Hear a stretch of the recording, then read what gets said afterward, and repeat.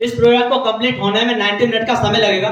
जिन किन्हीं शख्स के पास 90 मिनट का समय नहीं है वो इसी वक्त हॉल को छोड़कर जा सकते हैं। सो रिपीट अगेन, जिन किन्हीं शख्स के पास 90 मिनट का समय नहीं है वो इसी वक्त हॉल को छोड़कर जा सकते हैं। नेक्स्ट फ्रेंड या next friend mobile phone use करते हैं वो 90 मिनट के दौरान अपना फोन स्विच ऑफ कर ले। No silent, no vibration. इससे होता क्या है कि जो शख्स प्रोजेक्ट को डील करने आ रहा है उनका तो कंसंट्रेशन भंग होगा ही, बट आपके लेफ्ट राइट बैठे फ्रेंडों का भी कंसंट्रेशन भंग होगा। नेक्स्ट फ्रेंड, यहाँ बैठे बैठे आपके माइंड में कुछ क्वेश्चन क्यूरियस होंगे, वो डोंट वेरी 90 से 95 क्वेश्चनों के आंसर यहीं बैठे बैठे मिल जाएंगे। बाकी बच्चे 5 से 10% क्वेश्चनों का जाकर के आप बाहर जाकर सॉल्यूशन कर सकते हो। नेक्स्ट फ्रेंड, जो शख्स इस प्रोजेक्ट को डील करने के लिए आ रहे हैं, अगर मैं उनके बारे में 2 शब्द ना कहूं तो मेरे लिए बहुत बड़ी गुस्ताखी होगी, क्योंकि फ्रेंड्स आज अलग अलग डिस्ट्रिक्ट अलग अलग स्टेट में जाकर के लीड एंड गाइड किया करते हैं। तो ऐसे टेसेक एंड डायनामिक पर्सन को मैं इनवाइट करने जा रहा हूं। So please most welcome mister Dilip sir, come on the stage.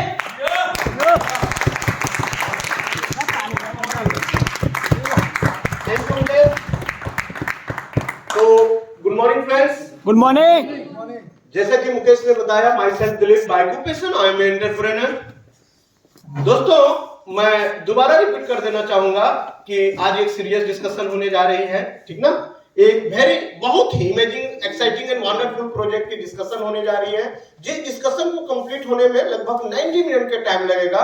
जो शख्स के पास ये 90 मिनट ना हो वो अभी इसी वक्त हॉल को छोड़ करके जा सकते हैं, दोबारा कहीं और कभी और अपना सीट रिजर्व करवा लेंगे। दूसरी बात, ये सीरियस डिस्कशन होने जा रही है, कंसंट्रेशन बहुत जरूरी है। तो जो भी शख्स के पास अगर मोबाइल फोन होगा, सबके पास होगा, तो अपना अपना ये मोबाइल फोन को 90 मिनट के लिए स्विच ऑफ कर दे। No vibrate, no silent, switch off means switch off. अगर बीच में किन्हीं के मोबाइल में रिंगिंग, वाइब्रेटिंग कोई भी तरह की हरकत होती है, आप खुद डिस्टर्ब होंगे और दूसरों को भी डिस्टर्ब करने में मदद करेंगे। तो मैं आशा करूंगा कि खुद कंसंट्रेट रहें और दूसरों को कंसंट्रेट होने में मदद करेंगे। 90 मिनट के दौरान, मेरे 90 मिनट बताने के दौरान देखिएगा आप लोगों के मन में बहुत सारे सवाल जवाब उत्पन्न होंगे, लाजमी है। जितने भी सवाल आपके मन में आएंगे सारे सवाल अपने मन में ही रहने दीजिएगा। देखिएगा हमारे बताने के दौरान आपको 90 to 95% का क्वेश्चन क्लियर हो जाएगा। अगर किन्हीं का 2-4% लोगों का कोई क्वेश्चन बच जाता है तो हम एंड हमारी सपोर्ट टीम बाहर में है, हम इन में मिलकर के क्लियर कर लेंगे। बीच में मैं कोई डिस्टर्बेंस चाहता नहीं हूं। तो दोस्तों, आज प्रोजेक्ट को डील करने से पहले, आज से करीबन 17 साल पहले, आप ही लोग के जैसे मैं भी एक स्टूडेंट था। आज जिस प्रकार से आप लोग इस प्रोजेक्ट को और अपनी करियर के लिए आज यहाँ एकत्रित हुए हैं, आज से 17 साल पहले मैं भी अपने एरिया से करीबन 100 किलोमीटर दूर गया हुआ था और मेरे को भी पीछे की सीट मिली थी। और प्रोजेक्ट डिस्कशन करने वाले मिस्टर देवेंद्र अग्रवाल, उनके 2 बातें हमारी जिंदगी को चेंज कर दी है।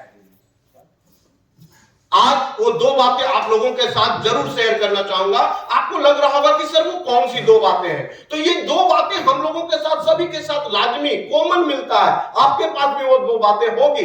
पहला क्या कि हम लोग जहां भी कहीं रहते हैं, हम लोग हमेशा 2 मोड में चलते रहते हैं। हमारा जो दिमाग है वो हमेशा 2 मोड में चलता है। एक मोड को हम लोग कहते हैं लिसनिंग मोड, एक मोड को हम लोग कहते हैं हियरिंग मोड। लिसन करना मींस भी सुनना एंड हियर करना मींस भी सुनना ही होता है। लेकिन हियर करना, इधर से सुनना, इधर से निकाल देना। लिसन करना मींस यहां से सुनना, दिल दिमाग में रख लेना।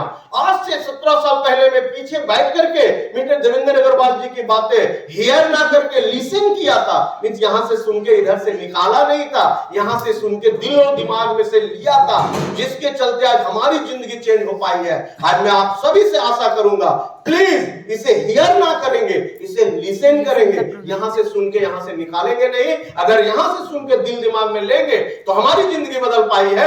मैं आशा करूंगा आपकी भी जिंदगी यहां से बदलेगी। दूसरी चीजें, एक और बातें आप लोगों के साथ इंपॉर्टेंट बात डिस्कशन करना चाहूंगा कि हम भारतीय हैं और हम भारतीयों में एक लक्षण जो बहुत कॉमन पाया जाता है, जो पूरे भारत में मिलता है, क्या है कि हम भारतीयों में कोरिलेट करने का भावना बहुत ज्यादा होता है। कोरिलेट करना मींस तुलना करना। मतलब हम लोग में क्या है कि हमारे घर में एक बच्चा भी जन्म ले तो हम लोग तुरंत उसका तुलना कर देते हैं कि बच्चे का नाक मम्मी जैसा है, बच्चे का चेहरा पापा जैसे है, ये दादा पे गया है, ये दादी पे गया है। बच्चा को आए हुए अभी दुनिया में 5 मिनट हुआ है, वो किसके जैसा फ्यूचर में बनेगा ये हम जान सकते नहीं है, लेकिन हम लोग तुरंत उसको किसी ना किसी के साथ क्या करते हैं, तुलना कर देते हैं। अगर हमारे गांव मोहल्ले में एक लड़का अगर क्रिकेट खेलता है, अगर गलती से 2-4 छक्का चौका हेलीकॉप्टर शॉट मार दिया तो हम लोग उसका नाम धोनी रख देते हैं, अरे धोनी। लेकिन दोस्तों वो 4 छक्का 4 चौका हेलीकॉप्टर शॉट खेलने से वो धोनी बना, लेकिन हम लोग उसका तुलना किसके साथ कर देते हैं, धोनी के साथ। अगर कोई शाहरुख खान का मिमिक्री अगर कर दे, 2-4 वर्ड बोल दे शाहरुख खान की आवाज में, तो उसका नाम हम लोग क्या कहते हैं, शाहरुख। वो उसका मिमिक्री, उसका नकल करने से वो शाहरुख नहीं बन सकता है। तो दोस्तों आज इस प्रोजेक्ट का जो ये हम लोग के अंदर में प्रवृत्ति है, मैं आशा करूंगा जो कोरिलेशन करने का, कोरिलेट करने का हम लोग के अंदर में जो प्रवृत्ति है, मैं आशा करूंगा जिस प्रोजेक्ट का मैं डिस्कशन करने जा रहा हूं, ये अपने आप में यूनिक है। इसको किसी के साथ कोरिलेट करने का कोशिश या कोरिलेट करने का जरूरत ना करें। जो हमारी लक्षण है वो यहां नहीं दिखा है। तो दोस्तों जिस प्रोजेक्ट के बारे में आपको बताया गया, ये प्रोजेक्ट के बारे में अगर मैं बात करूं तो ये प्रोजेक्ट हमारा जो है वो क्या है, एक वीआईपी। कौन सी प्रोजेक्ट है, एक वीआईपी प्रोजेक्ट है। वीआईपी का मतलब आप लोगों को पता ही होगा, वीआईपी का मतलब क्या होता है sir, very important person. Very good. आज तक हम लोग देखते आए हैं वीआईपी मतलब वेरी इंपॉर्टेंट पर्सन, लेकिन आज इसकी मीनिंग थोड़ी चेंज है। आज इस वीआईपी का मतलब है वैल्यू इंप्रूवमेंट प्रोजेक्ट। एक लड़का और एक लड़की का मार्केट में वैल्यू बनता कैसे है। हमारे पास देखिएगा मार्केट में वैल्यू, हमारे पास डिग्री खूब है लेकिन हम इनकम जीरो करते हैं, क्या मेरा कोई वैल्यू बनेगा? पढ़ा लिखा लोग रोजगार करता है। एक इंसान के पास बहुत ज्यादा इनकम है लेकिन शिक्षा के नाम पे उस जीरो है, उसको समाज में उठना बैठना बोलना चलना रहना सहना नहीं आता है, लेकिन पैसा उसके पास आता है, उसको भी वैल्यू मिलता नहीं है। समाज वाले क्या कहते हैं, पैसा तो कमा लिया लेकिन चाल चलन रहन सहन में कोई बदलाव, क्या काम है सब पैसा का। लेकिन मैं पूछना चाहता हूं दोस्तों, जिस इंसान के पास अगर एजुकेशन प्लस इनकम, अगर दोनों हो, अच्छी एजुकेशन हो और अच्छी इनकम हो, मार्केट में उसकी एक आइडेंटिटी बनती है कि नहीं बनती है? बनती है। अगर जिसके पास अच्छी शिक्षा अच्छी इनकम, तो मार्केट में उसको एक अच्छे नजर से एक सफल व्यक्ति के रूप में जाना जाता है। तो आज जो हम डील करने जा रहे हैं कि एक इंसान की अच्छी एजुकेशन अच्छी ये, तो आज उस वीआईपी के बारे में आज मैं बात करूंगा। दोस्तों वीआईपी के बारे में बात करने से पहले मैं थोड़ा आप लोगों से कुछ पूछना चाहता हूं कि जितना भी हम लोग यहाँ बैठे हैं, क्या सब लिटरेट है, पढ़े लिखे हैं? अच्छा, कितने ऐसे लोग हैं जो अभी अनपढ़, मतलब जो पढ़े लिखे नहीं, अशिक्षित है? प्लीज रेजोर है, उठाएंगे। चलिए, एक बंदा नहीं, इतनी बड़ी हॉल में एक हमारे भाई साहब हैं जो इलिटरेट है, पढ़े लिखे नहीं है। क्या बाकी सब पढ़े लिखे हैं? Very good. क्या नाम सर आपका? अनिल। अनिल जी, भारत की अभी जनसंख्या की बात किया जाए तो लगभग कोई आइडिया है कितनी जनसंख्या है भारत की? 100 करोड़। चलिए, अनिल जी बता रहे हैं 100 करोड़, इनके लिए ताली होनी चाहिए। बढ़ जाइए अनिल जी आप, 100 करोड़। लेकिन अनिल जी मैं आपको करेक्ट करना चाहता हूं कि 1 अरब 38 करोड़, नॉट ओनली 100 करोड़। कितने हैं? 1 अरब 38 करोड़। बढ़ जाइए। क्या नाम आपका बेटा? सुनीता। सुनीता जी, भारत में जो 1 अरब 38 करोड़ है, हमारा देश की जो जनसंख्या है, इसको 2 भाग में बांटा गया है दोस्तों। एक को कहते हैं लिटरेट, एक को कहते हैं इलिटरेट। हम लोग यहाँ पे देखें कि एक बंदा हमारे अशिक्षित है, सभी शिक्षित है। भारत की साक्षरता रेट क्या है, लिटरेसी रेट क्या है, कितने परसेंट भारत में शिक्षित है? कोई आइडिया मैडम आपको? सुनीता 50%। सुनीता जी बता रही है दोस्तों 50%। कितना परसेंट? 50%। हाँ, क्या नाम सर आपका? ऋतिक वर्मा। ऋतिक वर्मा जी, कोई आइडिया कितने परसेंट शिक्षित है? 30%। अब ऋतिक जी बता रहे हैं दोस्तों 30%। हाँ, वेरी गुड। क्या नाम सर आपका? संजीत। कितने परसेंट भारत की लिटरेसी संजीत? 75। संजीत जी बता रहे हैं दोस्तों लगभग 75%। मैं तीनों के लिए चाहूंगा एक जोरदार ताली होनी चाहिए। Very good. लेकिन दोस्तों मैं नहीं, अगर टाइम्स ऑफ इंडिया के अनुसार चलूं, गूगल के अनुसार चलूं, तो मैं नहीं, लगभग 73%। कितना परसेंट? 73% भारत में लिटरेसी है। तो भारत की जो जनसंख्या है उसमें से 73% लोग लिटरेट हैं। तो अभी भी भारत में लगभग 27% लोग क्या है? इलिटरेट है। भारत को पहले 2 भागों में बांटा गया, पढ़ा लिखा और अनपढ़। पढ़ा लिखा और अनपढ़, दो भाग में। लेकिन सुन करके आश्चर्य होगा कि जिस देश में 73% लिटरेसी है, वही देश की कंप्यूटर लिटरेसी की बात किया जाए, ये पढ़े लिखे लोगों को दो भाग में फिर से बांटा गया। एक भाग को कहा जा रहा है कंप्यूटर लिटरेट क्लास, दूसरा को कहा जा रहा है कंप्यूटर बैकवर्ड क्लास। सुन करके आश्चर्य होगा, अच्छा कितने ऐसे लोग हैं इस हॉल में जो कंप्यूटर जानते हैं, कंप्यूटर पढ़े लिखे, प्लीज ले जो रहे। चलिए, इतनी हंड्रेडों की संख्या में, सैकड़ों की संख्या में से 4-5 लोग का हाथ उठ रहा है, 5 लोग कंप्यूटर लिटरेट हैं। चलिए, क्या लगता है अनिल जी, कितने परसेंट लोग भारत में कंप्यूटर लिटरेट होंगे? 55% अनिल जी को लगता है कंप्यूटर लिटरेट है। Very good. भाई साहब, क्या नाम सर आपका? नेपाल सर, क्या लगता है भारत की कंप्यूटर लिटरेसी कितनी हो सकती है आपके अनुसार? 20 से 25% नेपाल जी को लग रहा है। चलिए, दोनों के लिए जोरदार ताली होनी चाहिए। लेकिन दोस्तों, अगर मैं बता दूं, मैं नहीं बता रहा हूं, टाइम्स ऑफ इंडिया गूगल के अनुसार हम लोग चले तो गूगल अभी जो बता रहा है, आप भी गूगल करके देख सकते हैं। गूगल क्या बोल रही है? Only 7 to 8%। भारत की कंप्यूटर लिटरेसी कितनी है? 7 to 8%, मींस 8% हम मान के चलते हैं या मान लेते हैं 10%, तो अभी भी भारत में 90% लोग क्या है? इलिटरेट है। आपको पता होगा, आज से करीबन 20-22 साल पहले हमारे देश के राष्ट्रपति बने थे कौन? Mister APJ Abdul Kalam. जब एपीजे अब्दुल कलाम जी राष्ट्रपति बने थे, उनके पास जब मीडिया वाले गए थे या पत्रकार लोग गए थे, उनसे एक सवाल किया था, राष्ट्रपति जी आप बहुत बड़े साइंटिस्ट हैं, सारे देश गए हैं, बड़ा बड़ा आविष्कार किए हैं, अभी हमारे देश के राष्ट्रपति बन गए हैं, बताइए हमारा देश भारत, अमेरिका, चीन, जापान जैसा डेवलप कब करेगा? तो कलाम सर ने बहुत बेबाकी के साथ कहा था, भारत भी डेवलप कर जाएगा। कब तक? 2020 तक। लेकिन दोस्तों, आज हम लोग चल रहे हैं 2022 में। क्या भारत डेवलप कर गया? अभी भी भारत डेवलपिंग है, विकास नहीं किया, विकासशील है। लेकिन जानते हो, उसी समय कलाम सर ने बोला था तब भी भारत डेवलप कर सकता है जब भारत का जो जो चीज में हम लोग पीछे हैं, अगर वो चीज में हम आगे आ जाएंगे, तब भारत डेवलप कर सकता है। तो उन्होंने बहुत सारा चीज का सर्वे देखा, उसमें से एक चीज पे वो विशेष फोकस डाला था कि भारत अगर डेवलप करना चाहता है तो भारत को आईटी एजुकेशन में आगे आना पड़ेगा। जो भारत की आईटी एजुकेशन 8% 10% है, उसको 80 to 90% में जाना पड़ेगा। अगर भारत आईटी लिटरेसी में पीछे रहेगा तो भारत डेवलप कर सकता? आईटी लिटरेसी, आज जो देश डेवलप है, चीन, जापान, अमेरिका, रशिया, लंदन वगैरह वगैरह, आज वहां की कंप्यूटर लिटरेसी की बात किया जाए दोस्तों, तो कहीं 60%, कहीं 70%, कहीं 50%, कहीं 40%, और आज हमारा देश का कितना percent? 8%। As we know that, fast काम कौन करता है? एक कंप्यूटर फास्ट काम करता है या एक इंसान फास्ट काम करता है? कंप्यूटर करता है। yes. तो जिस देश का 80% या 60% लोग कंप्यूटर लिटरेट क्लास है, वो देश का 80 to 90% काम जो होता होगा वो क्या चीज से होता होगा? With the help of computer. और इंडिया में हम 8% लोग कंप्यूटर जानते हैं, तो इंडिया का कितना परसेंट काम कंप्यूटर से होता होगा? ओनली 8%। जी, इंडिया में भी 80 to 90% लोग कंप्यूटर सीख जाएंगे, उस दिन इंडिया का भी काम 80 to 90% क्या चीज से होने लगेगा? कंप्यूटर से। तो उस दिन हमारा देश डेवलप करेगा कि नहीं करेगा? yes. तो हमारे देश के राष्ट्रपति का सोच था कि आईटी लिटरेट होना है।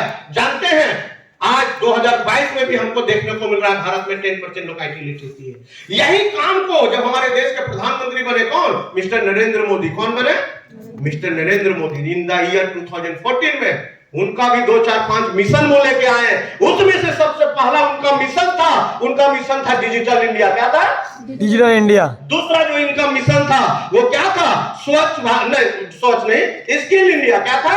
Skill India. तीसरा जो मिशन लेके आए स्वच्छ भारत मिशन, और चौथा जो मिशन लेके आए वो है कैशलेस इंडिया। ये 4 यह मिशन को उन्होंने चलाया, और सब में से टॉप किसको रखा? Digital India. डिजिटल कहने का ही मतलब है कंप्यूटर इंडिया। डिजिटल कहने का मतलब है कंप्यूटर इंडिया। मोदी जी को भी समझ में आ गया था कि भारत को आगे लेके जाना है, बिना कंप्यूटर सीखे भारत आगे बढ़ सकता नहीं। इसके लिए वो तरह तरह के योजना लाए। एक योजना का नाम था पीएमकेवाई, प्रधानमंत्री कौशल विकास योजना, या तो फिर दीनदयाल उपाध्याय विकास। उस पीएमकेवाई में उनका यही सब क्या कंप्यूटर क्या सिखाया जा रहा था? कंप्यूटर लोगों को सिखाया जा रहा था, डिजिटल बनाया जा रहा था। क्या दूसरा जो इनका मिशन था स्किल इंडिया। हमारे देश के राष्ट्रपति, हमारे देश के प्रधानमंत्री कहा है डिग्री के पीछे मत भागो। किसके पीछे भागो? हुनर। स्किल के पीछे भागो, हुनर के पीछे भागो। डिग्री वाला बेरोजगारी के रास्ता पे भटक रहा है, हुनर वाला कहीं बेरोजगार नहीं है। तो आज चीन, जापान, अमेरिका के लोग ज्यादा बेरोजगारी नहीं, क्योंकि चीन में सभी के पास डिग्री के साथ साथ क्या है, हुनर है। तो आज हमारे देश के प्रधानमंत्री ने योजना लाया स्किल इंडिया, मतलब हुनर डेवलप करो। चौथा लेके आया उन्होंने स्वच्छ भारत मिशन। क्यों लाया? क्योंकि वो देखा भारत बहुत अमीर हो जाए लेकिन हर तरफ गंदगी का अमार हो तो मेरा देश का छवि बर्बाद होता है। दूसरे देश जाइएगा तो बहुत ही नीट एंड क्लीन मिलता है, तो उन्होंने योजना लाया। क्या बोला? स्वच्छ भारत मिशन। और जब ये मिशन चली उस समय से भारत बहुत क्लीन हो गया है। अगला लेकर के आया क्या? Cashless India. बोला कैश लेन देन नहीं करो, भारत को डेवलप होने में इसका भी बहुत बड़ा योगदान है, क्योंकि जब तक हम लोग कैश लेन देन करेंगे ब्लैक मनी सर्कुलेट होते रहेगा। जैसे हम लोग कैशलेस हो जाएंगे, डिजिटल लेन देन करेंगे, ऑनलाइन लेन देन करेंगे, तो ब्लैक मनी पे थोड़ा पाबंदी, कंट्रोल होगा। लेकिन यहां भी बाधा आया। क्या? कंप्यूटर। क्या बाधा आया?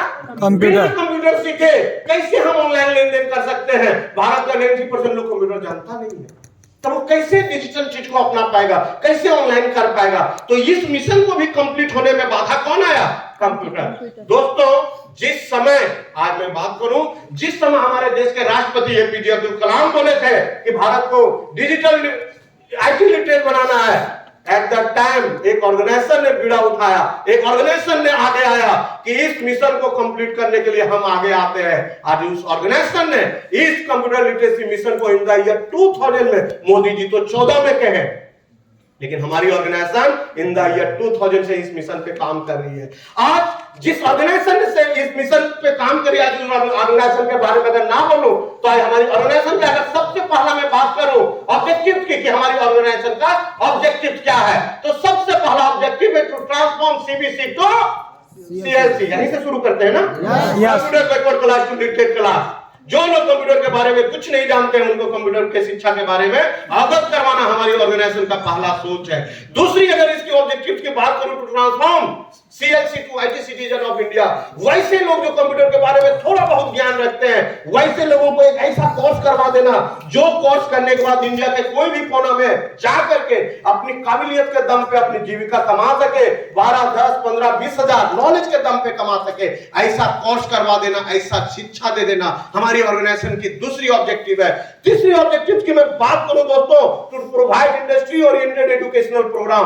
ऐसे ऐसे कोर्स को लेकर के आई है जो आज की आधुनिक युग की मांग है। आज बेरोजगारी का सबसे बड़ा कारण अगर बोलूं ना तो डिमांड और सप्लाई के बीच में एक गैप बन गई है। क्या बन गई है? गैप। डिमांड कुछ और है और सप्लाई कुछ और कर रहे हैं। हम लोग डिग्री है लेकिन हम लोग के पास ट्रेडिशनल डिग्री है, लेकिन आज मार्केट में जो मांग है वो प्रोफेशनल डिग्री की मांग है। आज भी हमारे गांव घर के, हमारे शहर के कॉलेजेस में जितने लड़के लड़कियां कॉलेज करने जा रहे हैं उनसे पूछो तो 99%, 95% बच्चे बच्चियां कहेंगे I am doing college, but क्या कर रहे हो बेटा? तो मैं हिंदी, मैं सिविक्स, मैं ज्योग्राफी, मैं मैथ, मैं फिजिक्स, मैं इकोनॉमिक्स, जियोलॉजी, सोशियोलॉजी, मतलब ट्रेडिशनल जो था, सदियों पहले भी था, आज भी है, कल भी रहेगा। लेकिन उसी कॉलेज के पूरे बच्चों से पूछोगे तो 2, 4, 5% बच्चे कहेंगे यस हम कॉलेज कर रहे हैं, लेकिन हम बीबीए कर रहे हैं, हम एमबीए कर रहे हैं, हम बीपीओ कर रहे हैं, हम बीएससी आईटी कर रहे हैं, हम एमएससी आईटी कर रहे हैं, हम एमकॉम आईएएस कर रहे हैं। एक चीज पूछना चाहता हूं आप लोगों से कि एक लड़का 3 साल में हिस्ट्री का ऑनर्स लेता है और एक लड़का 3 साल में बीसीए का ऑनर्स लेता है। दोनों 3 साल बाद दिल्ली मुंबई शहर में जाता है काम ढूंढने, पहले किसे काम मिलेगा? बीसीए या इतिहास वाला? वाई? क्योंकि बीसीए आज का प्रोफेशनल कोर्स है और इतिहास ट्रेडिशनल कोर्स है। था, मेरा बाप दादा भी अकबर बाबर बीरबल पढ़ा था, हमने भी पढ़ा, आज हमारे छोटे भाई और छोटे बच्चे भी पढ़ रहे हैं। इसको कहते हैं ट्रेडिशनल कोर्स। तो हमारी इंडस्ट्री की आज बात करूं दोस्तों, वैसे वैसे कोर्स को लेकर के ये जो आज की दुनिया की, आज के समय का क्या है, मांग है। कितनी ऑब्जेक्टिव, अगर चौथी ऑब्जेक्टिव की बात करूं दोस्तों तो आज चौथा जो है to develop PD, to develop communication skill, self grooming attitude. आप जानते हैं आज लोगों को, आज मैक्सिमम का मुंह से मैं सुना हूं, आपने भी सुना होगा, हमारे जितने सीनियर भैया लोग हैं या जितने लोग जॉब की प्रिपरेशन कर रहे हैं, मैक्सिमम का मुंह से सुनता हूं क्या कि वो रिटेन तो बार बार निकाल रहे हैं, बैंकिंग का, रेलवे का, टीचर का, लेकिन छंटते कहां है? इंटरव्यू में कहां चलते हैं? क्योंकि बचपन से हमें स्कूल में आदत दिलवाई जाती है लिखने का, हर बार परीक्षा होती है और मोटा से मोटा दस्ता हम लोग भर के लात में जमा करते हैं पूरा परीक्षा लिख करके। मतलब लिखने की आदत बचपन से डेवलप हो गई हमारे अंदर में, लेकिन हम लोगों के अंदर में इंटरव्यू फेस करने का आदत डेवलप किया जाता नहीं है। इसीलिए मैक्सिमम लोग बार बार छंट जाते हैं कहां जाके? इंटरव्यू में। और आपको भी पता है आज कोई भी नौकरी लेने के लिए 3-4 फेज में उसका ये होता है, सिलेक्शन होती है। पहला रिटर्न निकालना है, दूसरा ग्रुप डिस्कशन जीडी में जाना है, फिर इंटरव्यू में जाना है। एक जगह निकलता है, दूसरा जगह निकलता है, तो तीसरा जगह पहुंच जाता है। लेकिन आप जानते हैं इंटरव्यू में मैक्सिमम लोग क्यों छटते हैं? क्योंकि हम लोग, ये छोड़ दीजिए उन लोग का, हम ही लोग के साथ कई एक बार ऐसा हुआ है। क्या हुआ है कि हम लोग जब बचपन में तीसरी चौथी पंचवी में पढ़ते थे, क्या होता था? टीचर कहती थी बेटा ये दोहा याद करके आना। हम लोग रात भर रट के आते थे। टीचर दूसरा दिन कहती थी बेटा याद है? कहते थे यस टीचर। कौन कौन बोलेगा? हाथ उठाते थे। अगर वो चेयर पे बोलने बोल दे, बेंच पे बोलने बोल दे, तो धड़धड़ा के बोल देते थे। और जैसे टीचर कहती थी वहां नहीं, यहां आके बोलना है, तो यहां वाला चीज यहां चला जाता था, ये हिलने लगता था, ये हिलने लगता था। मतलब मैं भूल जाता था क्या पढ़ के आता था। उसको क्या कहते हैं? कॉन्फिडेंस लूज हो जाता है। दोस्तों जब ये बचपन, ये हैबिट तो हम लोग की बचपन से है। यही चीज होता है इंटरव्यू में। जब हम इंटरव्यू देने जाते हैं तो हमारा इंटरव्यूअर वहां किस किस चीज के लिए मार्क्स बैठाता है, तो सबसे पहला वो लोग फोकस करता है। पहला फोकस क्या करता है? हमारी पीडी। वो लोग क्या देखता है? हमारा पर्सनालिटी डेवलपमेंट। दूसरा वो लोग मार्क्स देता है कम्युनिकेशन स्किल। तीसरा मार्क्स देता है सेल्फ ग्रूमिंग। और चौथा मार्क्स देता है एटीट्यूड। क्योंकि जो आप जॉब लेने गए हैं वो लोग देखता है मेरा जॉब करने का लायक इसकी पर्सनालिटी है या नहीं है। दूसरा कम्युनिकेशन स्किल। जो 1 घंटा का आपका इंटरव्यू चला, 1 घंटा के अंदर में वो जो भी आपके साथ सवाल किए, वो सवाल का जवाब आप कितने बारीकियों के साथ देते हैं। वहां पे आपकी जो जवाब देने की कला है, शब्द का सिलेक्शन है, ये आपका कम्युनिकेशन स्किल का मार्क्स वहां मिल रहा है। कितना अच्छा से बंदा ने बात किया, हैंडल किया। तीसरा चीज इंटरव्यूअर देखता है, वो क्या देखता है? Self grooming. Self grooming, groom का मतलब होता है तैयार होना। आपकी तैयारी को देखता है कि मैं बैंक का नौकरी लेने आया है, रेलवे का नौकरी लेने आया है, क्या ये हमारा बैंक संभालने के लिए, जो ऑफिस में बैठाएंगे वो ऑफिस को संभालने के लिए ये मेंटली और ये फिजिकली तैयार है या नहीं है। ये सेल्फ ग्रूमिंग टेस्ट वहां होती है। आप उसकी वो सवाल से ही आपका ग्रूमिंग टेस्ट करेंगे। अंततः वो लोग चेक करते हैं, मार्क्स देते हैं आपकी एटीट्यूड। जो आप 1 घंटा इंटरव्यू में बैठे, 1 घंटा में कितना बार बाल खुजलाए, कितना बार कान खुजलाए, कितना बार नाक खुजलाए, कितना बार टांग चढ़ाए, कितना बार मुंह फाड़े, जमाई लिए, ये सब आपका डीमार्किंग हो रहा है। क्या हो रहा है? डीमार्किंग। आपको माइनस मार्किंग कर रहा है वो लोग। ये आपकी एटीट्यूड क्या देख रहा है वो लोग? एटीट्यूड मींस बिहेवियर देख रहा है। लड़का को तो इंटरव्यू के बाद लगता है हम बहुत अच्छा करके आए हैं, लेकिन कई बार जमाई लिया उसको ये पता नहीं। यही चीज वहां पे उन लोगों को माइनस पॉइंट दिलवाता है और अंत में उसको पता चलता है इंटरव्यू मेरा क्लियर नहीं हो पाया। जानते हैं दोस्त, हमारी ऑर्गेनाइजेशन की चौथी मिशन क्या है? उसके पर्सनालिटी डेवलपमेंट करना, कम्युनिकेशन स्किल ठीक करना, सेल्फ ग्रूमिंग करना और उसका एटीट्यूड डेवलप करना, ताकि वो दुनिया के कोई क्षेत्र में जब इंटरव्यू देने जाए तो इंटरव्यू में उसको छांटा। पंचमा की बात करें, हमारी ऑर्गेनाइजेशन की सोच है to transform citizen to health. एक नॉर्मल सिटीजन को एक हेल्दी सिटीजन बनाने का हमारी ऑर्गेनाइजेशन की ये भी मिशन है। अगर आगे छठा मिशन की बात करें तो एक सिंपल फार्मर को एक स्मार्ट फार्मर में तब्दील करने का, इसको लिखते भी जाते हैं शॉर्ट में, एक भी मुहिम पे चल रही है कि हमारा देश के किसान अगर उन्नत हो जाएगा तो मेरा देश भी क्या होगा? उन्नत होगा। इस मिशन भी हमारी ऑर्गेनाइजेशन काम कर रही है। टू क्रिएट एंटरप्रेन्योर, वो भी थोड़ा पॉइंट कि हर लड़का लड़की के अंदर में टैलेंट होता है कुछ ना कुछ करने का। सबका टैलेंट एक जैसा होता नहीं है। तो संत में हमारी ऑर्गेनाइजेशन ये भी मिशन है, ये भी दे रही है, मौका दे रही है कि अगर आपके अंदर में कोई टैलेंट है और वो टैलेंट के जरिए आप आगे बढ़ना चाहते हैं तो एक अपॉर्चुनिटी हमारी ऑर्गेनाइजेशन देती है आपको अपना टैलेंट को दिखा करके अपने कैरियर को बदलने का। अगर छठा अंतमा बात करें दोस्तों, तो आज हमारी ऑर्गेनाइजेशन जो है एक प्रोज्यूमर की पीढ़ी। कौन सी पीढ़ी? प्रोज्यूमर। प्रोज्यूमर 2 चीजों से बना है, एक बना है प्रोड्यूसर, दूसरा बना है कंज्यूमर। वहां लेके थोड़ा बताते हैं, टाइम कम है, शॉर्ट में खाली में डिस्कशन। प्रोज्यूमर, एक प्रोड्यूसर है, कंज्यूमर। प्रोड्यूसर से प्रो, कंज्यूमर से ज्यूमर लिया है, प्रोज्यूमर बनी है। आज तक निर्माण करता ही फायदा में रहता था, कराई करता विक्रय करता फायदा में, क्रय करता का कभी फायदा नहीं। लेकिन हमारी इंडस्ट्री एक ऐसी सोच लेकर के आई है जिसमें दोनों का फायदा हो, बेचने वाला का भी फायदा हो, खरीदने वाला का फायदा हो। मतलब एक एंटरप्रेन्योर खर्च करके इनकम करने का। तो इतनी सारी ऑब्जेक्टिव्स को जो लेकर के आई है, इतनी सारी जो सोच को लेकर के आई है, क्या हम लोग जानना चाहेंगे कौन सी ऐसी ऑर्गेनाइजेशन है सर जो आज इतनी सारी सोच को जानना चाहते हैं? यस। तो आज उस ऑर्गेनाइजेशन की बात करूं मैं दोस्तों, तब उसका नाम है SVL। क्या नाम है?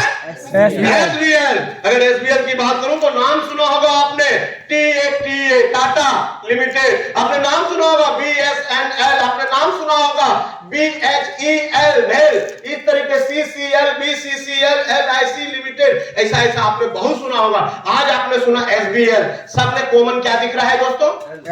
L। टाटा था, है, BSNL था, है, भेल था, है, SVL था, है, सबके साथ क्या है? L means limited. क्या जुड़ गया? लिमिटेड। आज हम ब्लाइंड फेथ करते हैं एक्सिस बैंक पे क्योंकि लिमिटेड है। आज हम ब्लाइंड फेथ करते हैं HDFC लिमिटेड पे, क्यों? क्योंकि लिमिटेड है। आज ब्लाइंड फेथ करते हैं टाटा पे, क्यों? लिमिटेड है। आज इसकी जो एजुकेशन विंग्स को लेकर के आई है उसका नाम है APLL। अगर सबसे पहला बैकग्राउंड की अगर मैं बात करूं दोस्तों तो SVL की। अब यहां बैकग्राउंड बात करना, यहां से तो कोई भी कौन नहीं जानता है बैकग्राउंड SVL का। सब लोग जानते हैं। अगर इतने माहौल के साथ, इतने जोश के साथ, इतने जुनून के साथ